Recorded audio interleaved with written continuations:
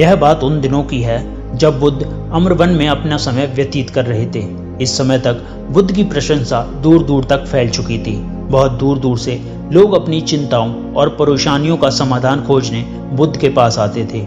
ऐसे ही एक दिन जब वह धर्म में अपने शिष्यों को प्रवचन दे रहे थे तो एक अधेड़ उम्र का व्यक्ति अपने 20-21 वर्ष के पुत्र को अपने साथ लिए बुद्ध की तरफ चला आ रहा था।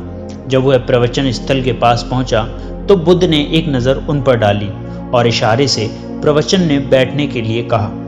जब प्रवचन समाप्त हो गया और सभी लोग वहां से चले गए तो बुद्ध ने उस व्यक्ति को अपने पास बुलाया और बैठने के लिए कहा। वहां चारों तरफ हरियाली छाई हुई थी। मौसम बहुत सुहाना था और तरह तरह के पक्षियों की आवाजें गूंज रही थीं। ऐसा नज़ारा देखकर उस व्यक्ति को अंदर से असीम शांति महसूस हो रही थी।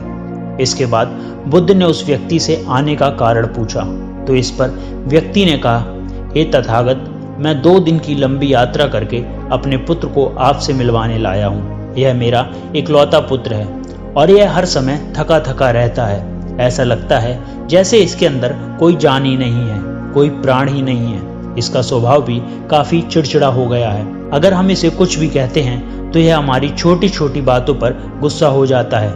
इसके देखने की क्षमता भी उम्र से पहले ही कमजोर हो गई है और इसके बाल भी सफेद पड़ने लग गए हैं। इतनी कम उम्र में इतनी बड़ी उम्र का लगना, मुझे तो कुछ समझ नहीं आ रहा कि इसके साथ क्या हो रहा है। तथागत बुद्ध, मैं अपने पुत्र को स्वास्थ्य को लेकर बहुत चिंतित हूँ। जब मैं अपने पुत्र को वैद्य जी के पास लेकर गया तो उन्होंने कुछ औषधि दी और कहा अपने पुत्र को तनाव कम करने के लिए कहो। वह अपने दिमाग में बहुत अधिक तनाव लेता है, इसीलिए उसकी ऐसी हालत हो गई है। लेकिन मुझे उनके बहुत समझाने के बाद भी तनाव का मतलब समझ नहीं आया। मुझे नहीं पता कि तनाव क्या होता है, यह किन कारणों से आता है और उसे कैसे अपने पुत्र के दिमाग से निकाल पाऊं। लेकिन मुझे सबसे पहले तो यह समझना है कि तनाव होता क्या है। इसीलिए तथागत, मैं आपके पास आया हूँ। कृपया आप मेरी समस्या का समाधान कीजिए। यह सुन बुद्ध उसके पुत्र को बड़े ध्यान से देखते हैं, उसके चेहरे को देखते हैं, उसकी आंखों को देखते हैं और फिर उसके हाथों के नब्ज को भी देखते हैं। यह सारी विधि करने के पश्चात बुद्ध उस व्यक्ति से कहते हैं, तनाव लेना तो कोई नहीं चाहता, लेकिन फिर भी यह तनाव लोगों के दिमाग को दीमक की तरह पकड़ लेता है और व्यक्ति जान भी नहीं पाता कि वह तनाव में जी रहा है।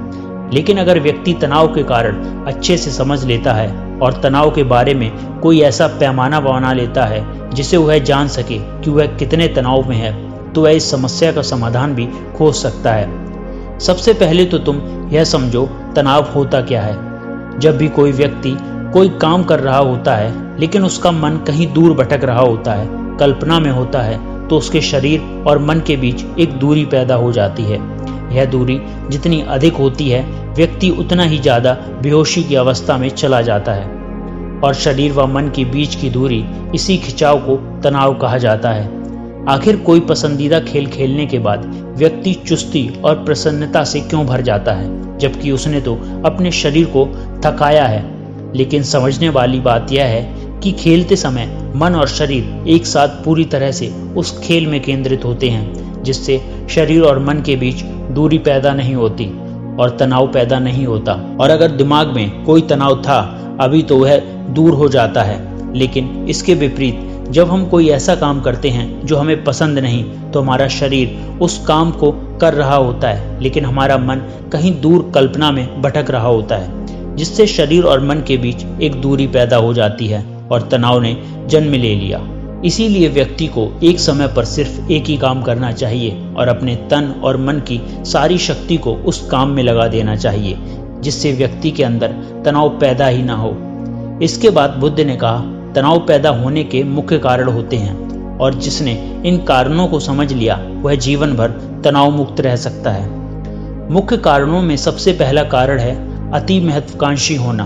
अति महत्वाकांक्षी होना अच्छी बात है, लेकिन क्या कभी आपने इस बात पर ध्यान दिया है कि इंसान के लक्ष्य कभी पूरे ही नहीं होते। उसका एक लक्ष्य पूरा हुआ नहीं कि वह दूसरे की तरफ भागने लगता है, दूसरा पूरा हुआ तो तीसरा, और इस तरीके से वह अपने लक्ष्य को पाने के लिए जिंदगी भर गोल गोल घूमता रहता है। इसीलिए जो व्यक्ति अधिक महत्वाकांक्षी होते हैं, जिसने बड़े बड़े लक्ष्य बनाए होते हैं, वह वर्तमान में कभी रह ही नहीं पाते। उनका मन सदैव भविष्य की योजनाएं बनाने में ही व्यस्त रहता है। उसका शरीर तो वर्तमान में रहता है, लेकिन वह भविष्य में ही रहता है, जिससे मन और शरीर के बीच की दूरी पैदा हो जाती है और वह तनाव भरी जिंदगी जीने लगता है। बुद्ध के मुंह से यह बात सुनकर उस लड़के ने कहा, वह तो फिर इसका मतलब है कि हमें लक्ष्य नहीं बनाने चाहिए, क्योंकि लक्ष्य बनाना भी तो महत्वाकांक्षा ही है। इस पर बुद्ध ने कहा, जीवन में लक्ष्य बनाना कोई गलत बात नहीं है, लेकिन समस्या तब उत्पन्न होती है जब हम अपना पूरा ध्यान उस लक्ष्य से मिलने वाले परिणाम पर ही लगा देते हैं और उसके परिणाम की चिंता करते रहते हैं। व्यक्ति को वर्तमान में जीना आना चाहिए। आप लक्ष्य बनाइए और उस लक्ष्य की प्राप्ति के लिए कड़ी मेहनत करिए, लेकिन साथ ही साथ आपको इस बात का भी ज्ञान होना चाहिए कि आप अभी वर्तमान में जी रहे हैं और वर्तमान ही सत्य है। बुद्ध ने आगे कहा, तनाव का दूसरा सबसे बड़ा कारण है ईर्ष्या। जब व्यक्ति जलन और ईर्ष्या से भर जाता है तो उसके दिमाग अंदर से सड़ने लगता है। ईर्ष्या एक आंतरिक घाव है, यानी मन का घाव। व्यक्ति के शरीर का घाव भर सकता है, लेकिन मन का घाव कभी नहीं भर सकता। इसीलिए व्यक्ति को दूसरे की खुशी और तरक्की से कभी ईर्ष्या नहीं करनी चाहिए, क्योंकि ईर्ष्या तनाव का कारण है। इसके बाद बुद्ध ने तनाव का अगला कारण बताते हुए कहा कि अरुचिपूर्ण कार्य करने से मन में तनाव पैदा होता है। जो काम करना हमें पसंद ही नहीं है, जिसे काम में हमारी रुचि ही नहीं है, उस काम में हमारा मन लग ही नहीं पाएगा। हमारा शरीर तो वहीं बैठा रहेगा, लेकिन हमारा मन कल्पनाओं की उड़ान भरेगा, जिससे शरीर और मन के बीच दूरी पैदा हो जाती है और व्यक्ति तनावग्रस्त हो जाता है। इसीलिए इंसान को हमेशा अपने रुचि के हिसाब से ही कार्य करना चाहिए। अगर व्यक्ति ने यह पता कर लिया कि उसे कौन सा काम करना पसंद है और वह उसी काम को अपने जीवन का लक्ष्य बना लेता है, तो फिर वह काम उसके लिए काम नहीं बल्कि खेल बन जाता है। लेकिन दोस्तों, अपने पैशन को फॉलो करो, यह कहना जितना आसान है उतना ही मुश्किल है। अपने असली पैशन को फाइंड करना, क्योंकि आजकल ज़्यादातर लोग सोशल मीडिया और अपने फेवरेट सेलिब्रिटी से इन्फ्लुएंस होकर किसी भी काम को अपना पैशन मान लेते हैं और फिर थोड़े दिनों तक प्रयास करने के बाद उसे बीच में ही छोड़ देते हैं, क्योंकि यह उनका पैशन था ही नहीं, और इस तरीके से वह अपना बहुत कीमती समय और ऊर्जा बर्बाद कर देते हैं। बुद्ध ने कहा, तनाव का चौथा कारण होता है किसी दूसरे से अपेक्षा रखना।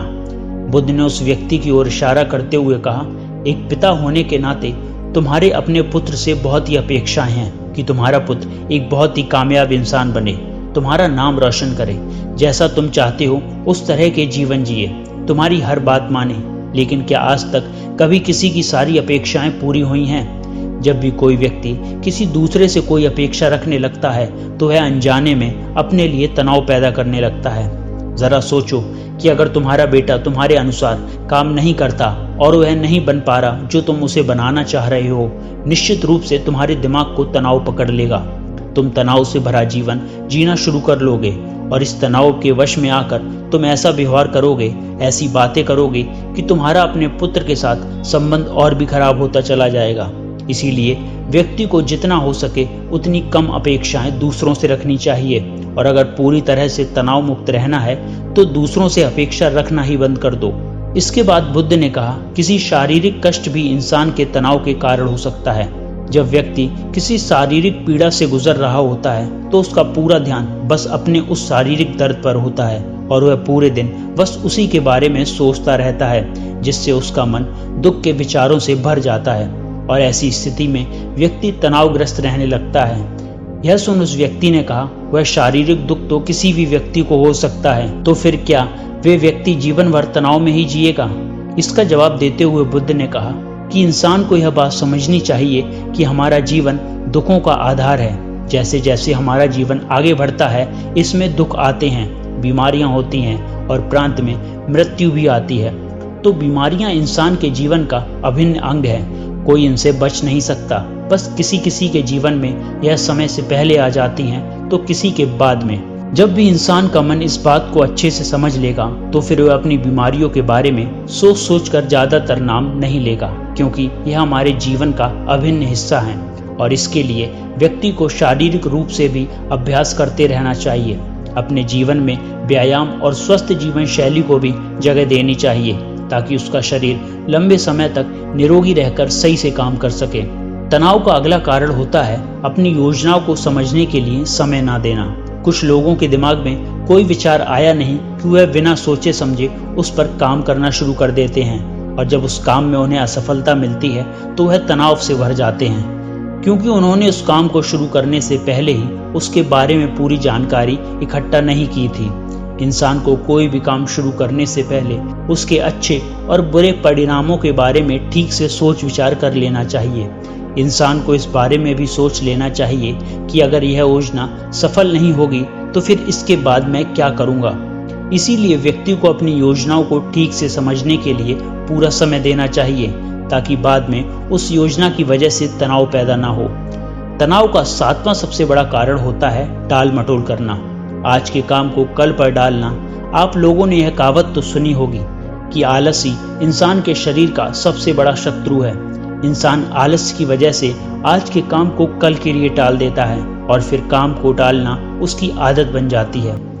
काम को कल पर डालने वाले व्यक्ति काम कभी भी समय पर पूरा नहीं कर पाते, और किसी तरह से पूरा हो भी जाता है तो वह उतना अच्छा नहीं हो पाता जितना अच्छा उसे किया जा सकता है, और फिर यह बात व्यक्ति के अंदर तनाव पैदा करती है।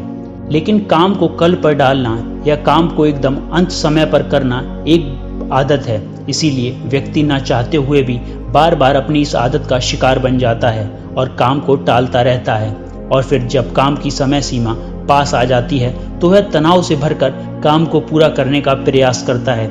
इसीलिए तनाव मुक्त रहने के लिए व्यक्ति को काम को हटाने की आदत को छोड़ना पड़ेगा, और यह तभी संभव है जब व्यक्ति काम को समय से पहले खत्म करने का निश्चय कर ले।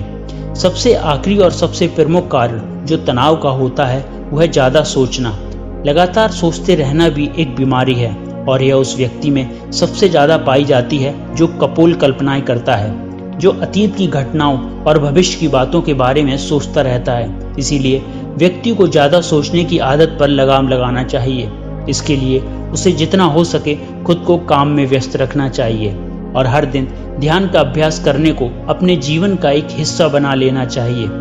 बुद्ध के मुंह से ये सारी बातें सुन उस व्यक्ति ने हाथ जोड़कर कहा, मेरा पुत्र तो अभी मात्र 20 वर्ष का है, और इसमें अभी इतनी समझ भी नहीं कि यह आपकी बताई सारी बातों को एक साथ पालन कर सके। आप कृपया करके तनाव मुक्त रहने का कोई आसान सा तरीका बताएं, जिससे मेरा बेटा उस अनुसरण भी कर सके। उसकी यह बातें सुन बुद्ध सोच समझकर कुछ जवाब दिया, अगर तुम इतनी सारी बातों का पालन नहीं कर सकते तो इसके लिए बहुत एक आसान विधि है।